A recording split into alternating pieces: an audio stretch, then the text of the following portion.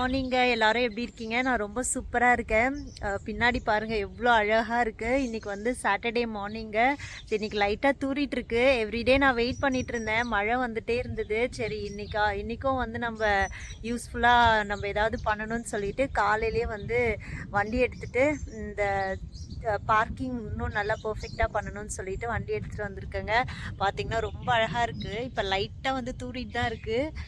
சூரியனும் லைட்டாக உதயமாயிருக்கு பாருங்கள். அப்புறம் வந்து பறவைங்கள்லாம் சத்தம் சூப்பராக இருக்குது. சரி அப்படியே வந்து நம்ம vlog எடுக்கலாம்னு சொல்லிட்டு தான். லைட்டாக தூரிட்டும் இருக்குது, சூரியன் வெளிச்சமும் இருக்குது. ஸோ இந்த பார்க்கிங் ஸ்லாட்டில் தான் வந்து சரி பார்க் பண்ணலாம் அப்படின்னு சொல்லிட்டு வந்திருக்கேன். அந்தளவுக்கு பார்க்கில் யாரும் இல்லை, 1-2 பேர் தான் இருக்காங்க. ஒரு ½ தான் இங்கே இந்த மாதிரி ப்ராக்டிஸ் பண்ணிவிட்டு அதுக்கப்புறம் வந்து வீட்டுக்கு போய் பிரேக்ஃபாஸ்ட் செய்ய ஸ்டார்ட் பண்ணணுங்க.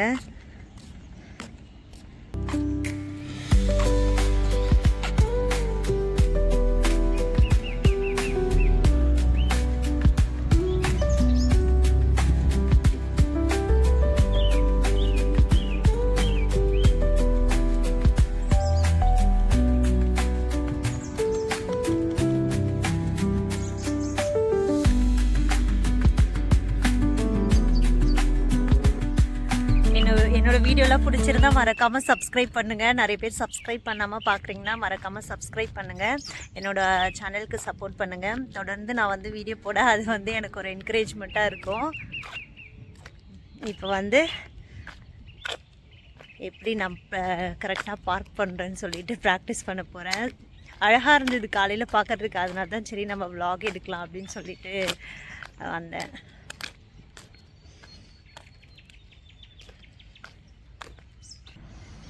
ஸோ நிறைய இடம் இருக்குது. இந்த இடத்துல வந்து நம்ம பண்ணுவோம் ரிவர்ஸ் எடுக்கிறது. அதுக்கப்புறம் பேரலர் பார்க்கிங் வந்து அங்கே ஒரு பார்க்கிங் ஸ்லாட் இருக்குது. கொஞ்சம் நேரத்துக்கு முன்னாடி அங்கே தான் நான் பண்ணி பார்த்தேன். அங்கே வந்து பேரலர் பார்க்கிங் அதெல்லாம் பண்ணி லைட்டாக ப்ராக்டிஸ் பண்ணிவிட்டு இப்போ வந்து இந்த இடத்துல பண்ணலான்னு சொல்லிட்டு அங்கே கொஞ்சம் நிறைய பேர் வந்துட்டும் போயிட்டும் இருந்துகிட்டு இருந்தாங்க. சரி எதுக்கு டிஸ்டர்பன்ஸ்ன்னு சொல்லிட்டு தான் இந்த இடத்துக்கு வந்துட்டேன்.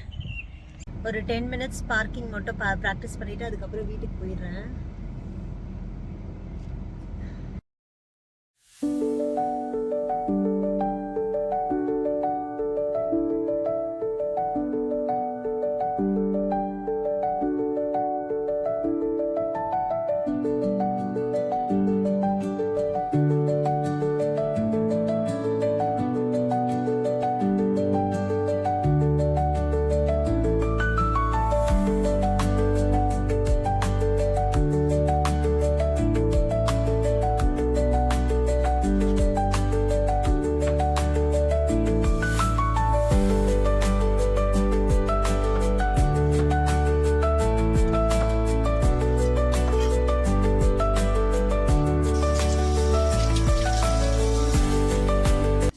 பிரேக்ஃபாஸ்ட் பார்த்திங்கன்னா பசங்களுக்கு ரொம்ப பிடிச்ச பாஸ்தா தாங்க செய்ய போகிறேன். இது வந்து ஒயிட் சாஸும் இல்லை, இந்த டொமேட்டோ அரைச்சி ஊற்றியும் இல்லை, ஜஸ்ட்டு இந்த க்ரீம் மட்டும் போட்டு நல்லா க்ரீமியாக வந்து பாஸ்தா செய்ய போகிறோங்க. அப்புறம் வந்து அதுக்கு திக்னஸ் கொடுக்கறது வந்து இந்த சீஸ், அதுக்கப்புறம் வந்து க்ரீம் சூப்பராக இருக்கும். இதில் வந்து மைதா அந்த ஒயிட் சாஸ்லாம் யூஸ் பண்ணலை. எப்படி பண்ணுறேன்னு பாருங்கள். இங்கே வந்து பாஸ்தா வேக வைக்கிறதுக்கு தண்ணி கொதிக்கிறதுக்காக தண்ணி வச்சுட்டேன். அதுக்கப்புறம் கொஞ்சமாக எண்ணெய் போட்டிருக்கேன். ஒரு 2-3 பல் பூண்டு குட்டியாக கட் பண்ணிவிட்டு ஃபஸ்ட்டு வந்து இதில் நல்லா பூண்டு போட்டு அது நல்லா கொஞ்சம் வதங்கட்டும். போன்லெஸ் சிக்கனுங்க குட்டி குட்டியாக கட் பண்ணி வச்சுருக்கேன். இப்போது இந்த பூண்டு வந்து கொஞ்சம் நல்லா வதங்கின பிறகு ஃபஸ்ட்டு சிக்கனை போட்டு நம்ம இது பண்ணி எடுத்துப்போம், சாட்டே பண்ணி எடுத்துப்போம். இதுக்கு காய்கறின்னு பார்த்திங்கன்னா கொஞ்சமாக மஷ்ரூம் இருந்துச்சு, அதனால் மஷ்ரூம் கொஞ்சம் கட் பண்ணி வச்சுருக்கேன். அதுக்கப்புறம் வந்து ரெட் கேப்சிகம், அப்புறம் வெங்காயம் வந்து இந்த மாதிரி கட் பண்ணி வச்சுருக்கேன். இதை இன்னும் கூட நம்ம தனித்தனியாக இப்படி பிரித்து வைக்கலாம். அதுக்கப்புறம் வந்து இதுக்கு ஃப்ரெஷ் க்ரீம் தேவை, அதுக்கப்புறம் சீஸ் தேவை, கொஞ்சம் மிக்ஸ்டு ஹர்ப் எடுத்திருக்கேன். அதுக்கப்புறம் வந்து மிளகு தேவைப்படும் கடைசியில் மிளகு தூவி எடுக்கிறதுக்கு. காரம்னு பார்த்திங்கன்னா அந்த மிளகு காரம் தான். இப்போ வந்து பூண்டு வந்து கொஞ்சம் நல்லா இந்த மாதிரி போட்ட உடனே கொஞ்சம் இப்படி வதங்கின பிறகு நம்ம சிக்கன் கட் பண்ணி வச்சுருக்கோம்ல அதை போட்டு அதை நல்லா சாட்டே பண்ணி எடுத்துப்போம். கொஞ்சமாக வந்து பட்டரும் போட்டுக்கலாம். இந்த சிக்கன் வந்து நல்லா வந்து வேக வச்சுக்கலாம். இது நல்லா வெந்து வரட்டும். இதில் வந்து கொஞ்சமாக எண்ணெய், அதுக்கப்புறம் பொடிசா நறுக்கின பூண்டு, அதுக்கப்புறம் போன்லெஸ் சிக்கன் இருக்குது, கொஞ்சம் பட்டர். இது நல்லா வெந்து வரட்டும். கொஞ்சம் இதோட சால்ட்டும் ஆட் பண்ணிக்கலாம். ஓகே, அந்த சிக்கனில் உரைக்கிறதுக்காக கொஞ்சமாக சால்ட் ஆட் பண்ணிக்கலாம். ஆட் பண்ணிவிட்டு இதை நல்லா மிக்ஸ் பண்ணி விட்டுக்கலாம். அதுக்குள்ளே பார்த்திங்கன்னா தண்ணி வந்து கொதிக்க ஆரம்பிச்சிருச்சு இதுக்கு பாஸ்தாவுக்கு. இப்போ வந்து பாஸ்தாவை நம்ம போட்டுக்கலாம். பசங்க இது ரொம்ப விரும்பி சாப்பிடுவாங்க, அதனால் கொஞ்சம் நிறையவே போட்டுக்கிறேன்.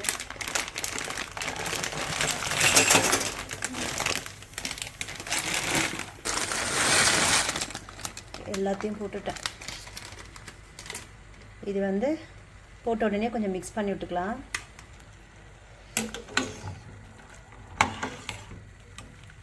இது வேகிறதுக்குள்ளே பார்த்திங்கன்னா நம்ம வந்து இதை வந்து ப்ரிப்பேர் பண்ணிடலாம். இந்த சிக்கன் க்ரீமி சாஸ் ப்ரிப்பேர் பண்ணிவிட்டு அதுக்கப்புறம் ரெண்டுத்தையும் நம்ம மிக்ஸ் பண்ணிட்டா அவ்வளோதான் முடிஞ்சுது. இப்போது இந்த இதில் பார்த்திங்கன்னா ஏற்கனவே சால்ட்டு போட்டிருக்கேன். இது கொதிக்கிறதுக்கு முன்னாடி தண்ணியில் சால்ட் போட்டிருக்கேன்.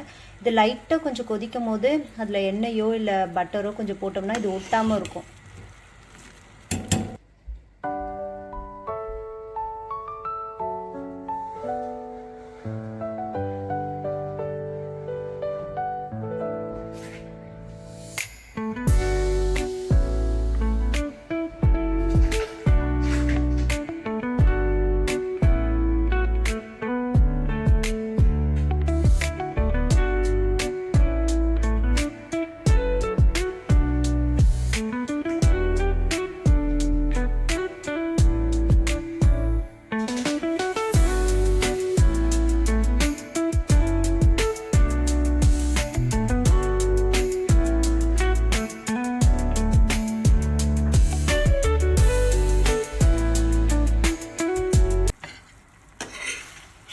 இப்போ பார்த்திங்கன்னா சிக்கன்லேயே வந்து இந்த மாதிரி தண்ணி விடும்ல நம்ம போட்ட உடனே, அந்த தண்ணி எல்லாம் கொஞ்சம் அது வந்து நல்லா சுண்டி வர வரைக்கும் இதை விட்டுட்டு அதுக்கப்புறம் நம்ம வந்து மஷ்ரூம் போட்டு கொஞ்சம் நேரம் தண்ணி விடும். அது கொஞ்சம் நேரம் சுண்டின பிறகு நம்ம இந்த ரெட் கேப்சிகமையும் வெங்காயத்தையும் போட வேண்டியது தான். இன்னும் பாருங்கள் எவ்வளோ தண்ணி விட்டுருக்கு. இது வெந்துருச்சு. இந்த மாதிரி ஒயிட்டாக வந்தாலே வெந்துருச்சுன்னு அர்த்தம். இந்த தண்ணியெல்லாம் கொஞ்சம் நல்லா வந்து ட்ரை ஆகிட்ட பிறகு நம்ம காய் போட்டுப்போம். இது வந்து இன்னும் கொஞ்சம் நல்லா வேகணும். இந்த மாதிரி அந்த சிக்கனில் இருந்து வந்த தண்ணியெல்லாம் வந்து நல்லா சுண்டி வந்துட்ட பிறகு நம்ம மஷ்ரூம், அப்புறம் வந்து ரெட் கேப்சிகம், வெங்காயம் இதை சேர்த்துக்கலாம். ஓகே, கொஞ்சம் தான் இருந்துச்சு. நம்ம வந்து இன்னும் கூட நிறைய மஷ்ரூம் போட்டால் சூப்பராக இருக்கும். இப்போ இந்த மஷ்ரூம்லேருந்து கொஞ்சம் தண்ணி வரும். அதுக்கப்புறம் நம்ம வந்து கேப்சிகத்தையோ ஆனியனையோ நம்ம வந்து ஆட் பண்ணலாம். அதுக்குள்ளே பார்த்திங்கன்னா இங்கே வந்து இது நல்லா வெந்துருச்சு. எப்படி இருக்கணும்னா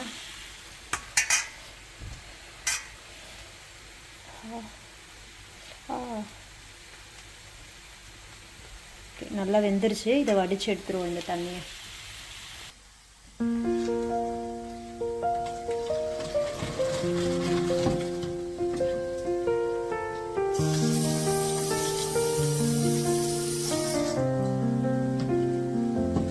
Through the stillness, the clouds drift high. இப்போ வந்து கேப்சிகத்தையும் ஆனியனையும் இதில் போட்டு இது நல்லா வந்து வெந்து வரட்டும்.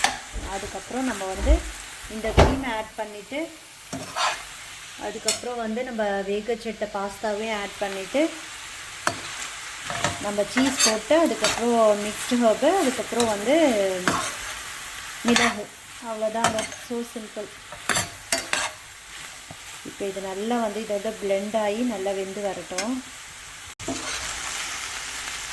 கொஞ்ச நேரம் அந்த கேப்சிகமும் வெங்காயமும் இதோடு சேர்ந்து நல்லா பிளெண்ட் ஆகிட்ட பிறகு நல்லா மிக்ஸ் பண்ணி விட்டுட்ட பிறகு நம்ம வேக வச்சு எடுத்துருக்க இந்த பாஸ்தாவை ஆட் பண்ணிப்போம். கொஞ்சம் கொஞ்சமாக ஆட் பண்ணிப்போம். இந்த நிறைய நம்ம செய்கிறதா பெரிய பாத்திரமாக எடுத்துக்கோங்க, இல்லைனா வந்து பாத்திரம் பத்தாமல் போயிடும்.